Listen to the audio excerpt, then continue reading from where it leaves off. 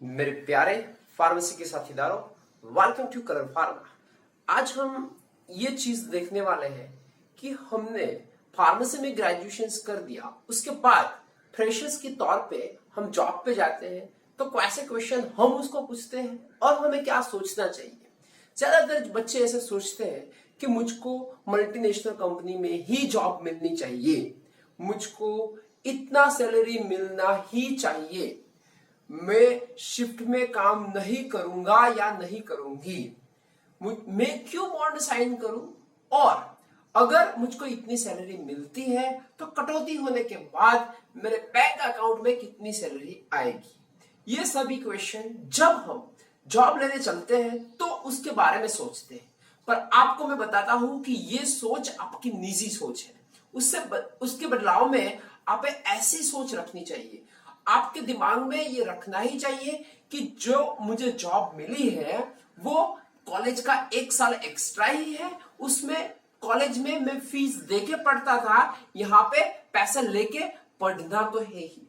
अगर आप अभी ही इतनी कम सोच रखोगे ना तो जल्दी से आपका ग्रोथ नहीं होगा। तो आपको क्या सोच रखना चाहिए? आपको यह सोच रखना चाहिए कि जो कंपनी में जॉब करने में आता हूं वहां पे मेरी जॉब प्रोफाइल क्या होगी। आप जॉब करने के लिए टेक्निकल की पोस्ट पे जा रहे हो, आप टेक्निकल की पोस्ट पे जा रहे हो और आपको जो नॉन टेक्निकल वर्क दिया जाएगा तो फिर जाके क्या होगा, जल्दी से आपका ग्रोथ नहीं हो पाएगा। दूसरी बात है कि लर्निंग के रिसोर्स क्या है। कई जगह पे ऐसा होता है कि एक कंपनी में चले गए, एक ही काम करते चलो, फिर एकदम शूट आउट ग्रोथ नहीं आएगा।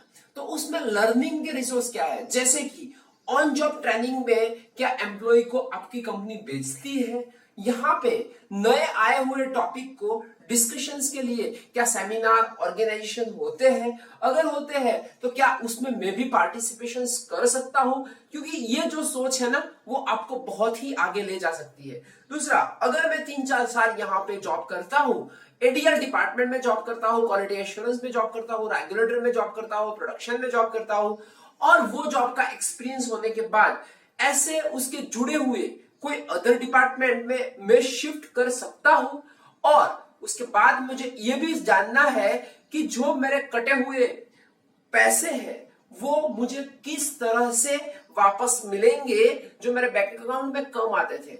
और लास्ट बात यह है कि अगर मैं कुछ अच्छा काम करता हूं तो कंपनी में जो प्रमोशन आती है, जो पगार तनख्वाह की बढ़ोतरी आती है, वो कौन से बेसिस पे आती है, टेक्निकल वर्क के बेसिस पे आती है और कोई अलग ही क्राइटेरिया होते हैं। तो ये जो क्वेश्चंस थे वो आप सोचोगे ना तो 4 साल के बाद आपके जो करीबन मित्र होंगे उन्होंने जो सोचा होगा उससे तो आपका ग्रोथ अच्छा ही होगा। ऐसे ही मैं कंफ्यूजन क्वेश्चन वाले वीडियो के लिए आपको चाहिए तो आप कमेंट कर सकते हो, और अगर आपको ये इंफॉर्मेशन अच्छी लगी हो तो सब्सक्राइब कर दीजिए। Thank you, thanks a lot.